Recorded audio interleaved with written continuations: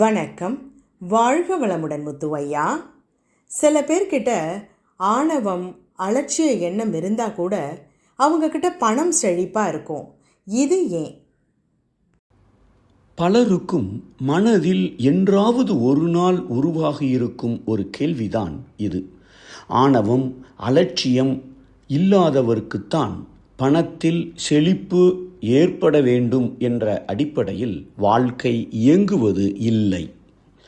பணத்தில் செழிக்க நான் பணக்காரனாக வேண்டும் என்ற உறுதியான தீவிரமான ஆசை, பணத்தை பெருக்க தேவையான கடின உழைப்பு, தொழிலில் ஒரு புதிய உத்தியை கையாளும் திறமை, அதாவது கிரியேட்டிவிட்டி, செலவை குறைப்பது, சம்பாதித்து சேமிப்பது, அதை வளர்ப்பதில் அதை காப்பாற்றுவதில் உள்ள தெளிவு, தைரியம், ரிஸ்க் எடுக்கும் ஒரு மனநிலை, கொண்டு வந்த கர்ம பலன், அதாவது இவர்களின் பெற்றோர்கள் செய்த புண்ணியங்கள், அவர்களால் ஏற்பட்ட வாய்ப்புகள், சந்தர்ப்ப சூழ்நிலைகள், இப்படி பல காரணங்களை நாம் சொல்லலாம்.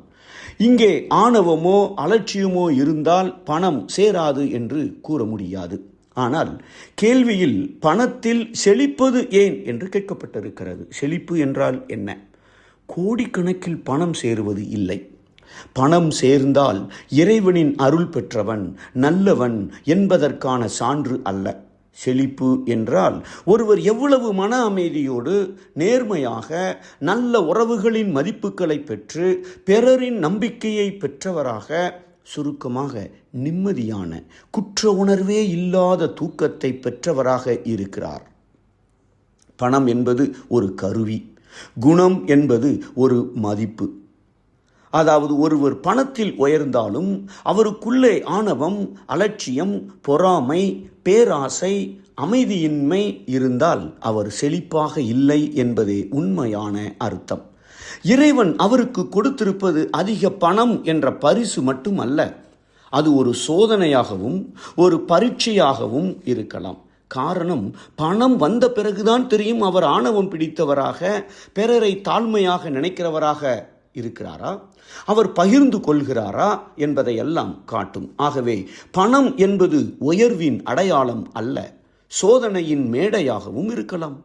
ஆணவத்துடன் வரும், ஆணவத்துடன் சேர்ந்த செல்வம் சுகத்தை தரலாம், ஆனந்தத்தை தராது.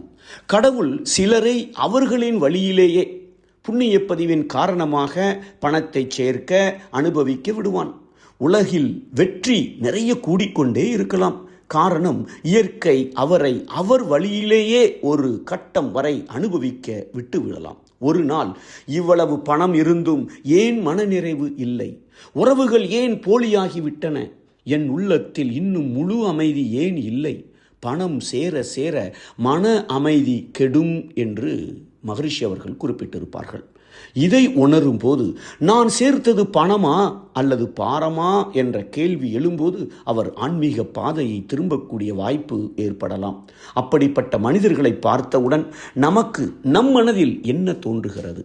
நல்லவனாயிருந்தா என்ன பிரயோஜனம் என்ற சலிப்பா, அல்லது நீதி நியாயம் செத்து போச்சே என்ற வேதனையா, என் நற்பண்புகளில் நம்பிக்கை குறைகிறதா, அல்லது எனக்குள் குழப்பமா, பொறாமையா? இந்த நிலையில் நமக்குள் நம் முன்னேற்றத்திற்கான ஆன்மீக விழிப்பு நிலை ஏற்படுகிறது. இப்படிப்பட்ட கேள்விகள் வரும்போது எனக்கு உண்மையில் என்ன தேவை? எனது நோக்கம், தேவை, விருப்பம் என்னென்ன? இவை மூன்றும் ஒன்றுக்கொன்று முரண்படாமல் நமது விருப்பத்தை ஆசை சீரமைத்தல் மூலம் அப்பப்ப சீரமைத்து கொண்டால் நமக்கு தேவையான பணத்தை எந்தவித ஆணவமும் அலட்சியமும் யாருக்கும் துன்பம் தராமல் ஒரு நிறைவான வாழ்க்கையை வாழ முடியும். நன்றி. வாழ்க வளமுடன். வாழ்க்கை கல்வியை ஏற்று வாழும் முறையை மாற்று, வாழ்க்கையை வாழ்வதற்கே. வேதாத்ரிய பயணம் அதற்கே. வேதாத்ரியம் வாயேஜ், வேதாத்ரிய பயணம் என்ற பெயரில் வேதாத்ரிய தகவல்களை ஃபேஸ்புக், இன்ஸ்டாகிராம், லிங்க்டின் இணையதளங்களில் பெறலாம். இன்றே இணைக. லைஃப் அட் 360 ஸ்கை ப்ரொஃபசர் முத்து இந்த யூடியூப் சேனலை சப்ஸ்கிரைப் பண்ணுங்க.